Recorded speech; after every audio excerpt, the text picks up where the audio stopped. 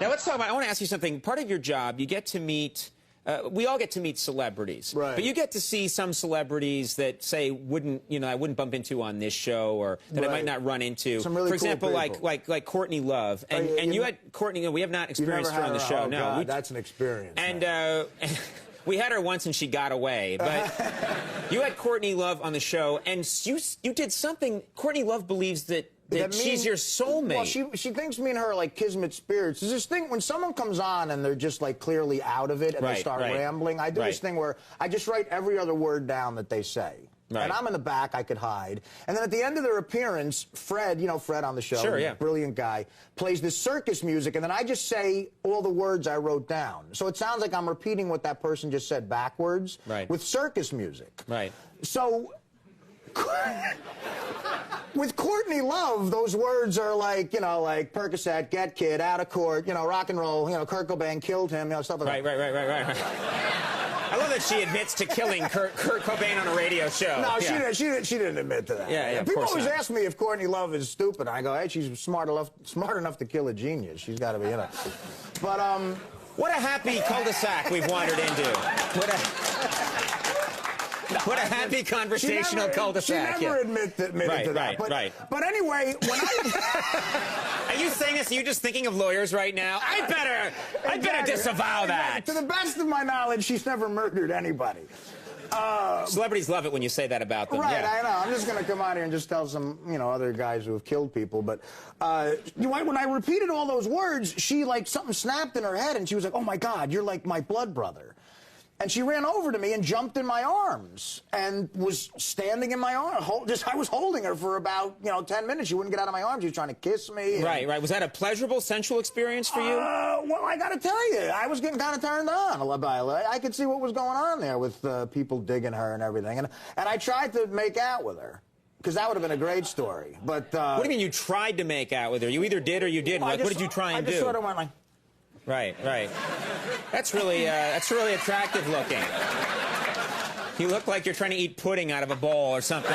He doesn't look at all sexual. Oh, God, I love pudding. Yeah.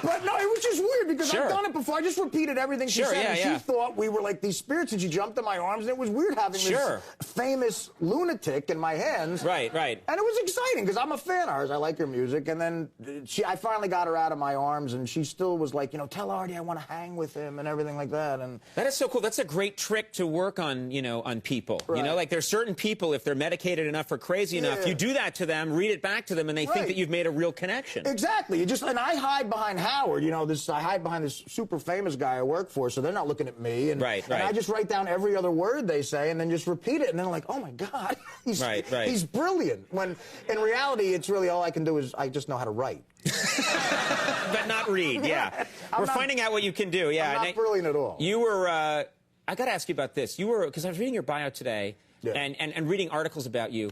You were, and I never talked to you about this before, you were once arrested for armed robbery. I love you're like, oh, that's a great old story. You see, I beat a man to death and took his money.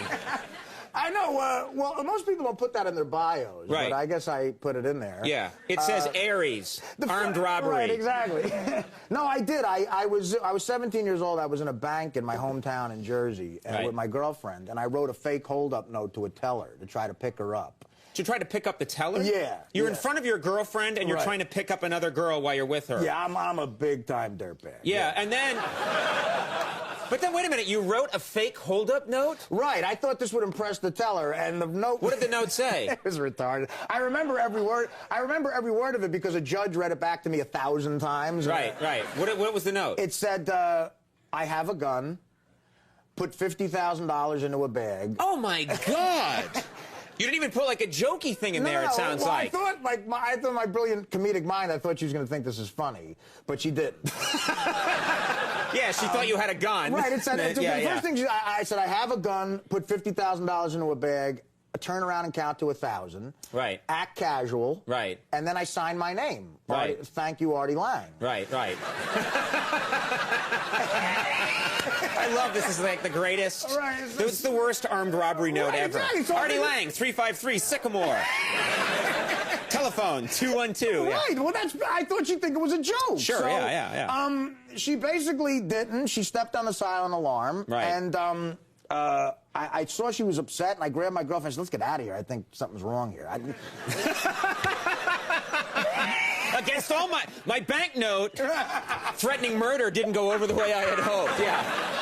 We better get out of here. I didn't threaten murder. I just said Sure. I have a gun. You have a gun, right? I don't know why she got all crazy. You can do anything with a gun. Yeah. So you ran away. You tried to run away. We got in my girlfriend's father's car. I didn't have a car. And they got her license plate as we drove away. Right. And within like minutes, a whole SWAT team had surrounded my girlfriend's father's house. Right. And he was like this real Italian guy right off the boat. Sure. And I was afraid because I don't know if he was connected or not or anything. And he called me up and he goes, "When you rob a bank, you no take my daughter." I love he's got standards. Yeah, There are certain rules with my daughter. Like robbing the bank, he didn't mind. No.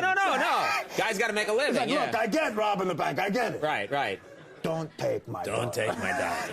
So I ended up doing like 25 hours. I did 3 days in jail and then 25 hours. You were really lucky you did only 3 days in jail. Yeah, they knocked it down. They figured it was a joke because the judge saw that I signed my name and he said, well, either he's the most retarded bank robber on the planet or it's a joke. Yeah. And then he started listening to some of the other things you've done. Right, exactly. He's like, yeah. Well, it's the Whiskey Talkins in stores now. Yeah, it's my new DVD. It's selling really well. It's my stand-up. It's, you know, some dirty stand-up that people seem to enjoy, and it's in, like, Coconuts and FYE, and I think it's in, like, Tower Records, like, legitimate places. And it's... I've never heard a guy, all these years of doing this show, I've never heard a guy start to walk through each store it can be found in. And if you don't like it, you know, it's also great to do a line of coke off of. All right, that's great. Like, you know, you that's have, just you have certain terrific. albums that you buy just to do coke Yes, off of course, sure, yeah.